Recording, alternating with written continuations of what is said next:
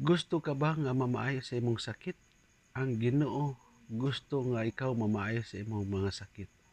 Igsuon ang gusto lang sa Ginoo nga imong pagahimuon aron nga mamaayo ka sa imong sakit. Ingon pa sa Santiago 5:15 hangtod sa 16 nga kinahanglan mga itagpasaylo sa Ginoo o kinahanglan nga mga itagpasaylo ni ato mga tawo nga diin nakasala ta sa ilaha aron nga ang Ginoo magaayo sa ato ang mga sakit ug magapasaylo sa ato ang mga sala. Ingon pa sa Isaiah nga kung ato kasing-kasing magatipig og sala, nan ang Ginoo dili magapaminaw sa ato ang mga paghampo.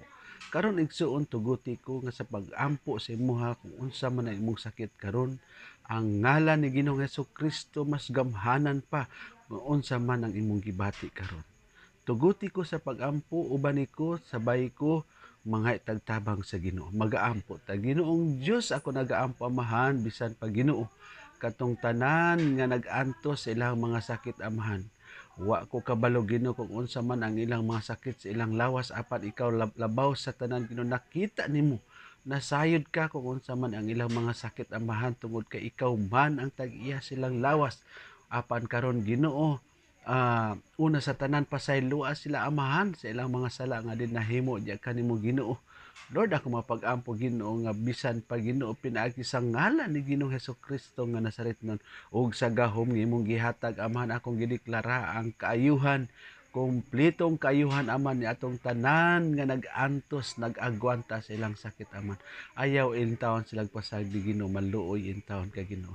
Lord, dugangi ang ilang pagtuog pagsalig di kanimo nga way laing makaay sa ilang sakit kundi ikaw lamang. Lord, hikapapalihog ang tanang parte silang lawas nga nagkinahanglan sa imong kaayuhan. Salamat kay Ginoo sa imong tubag sa among pag-ampo. Ako nang itugyan ang tanan diya kanimo pinagi lamang sa ngalan samahan sa anak ug sa Espiritu Santo. Amen.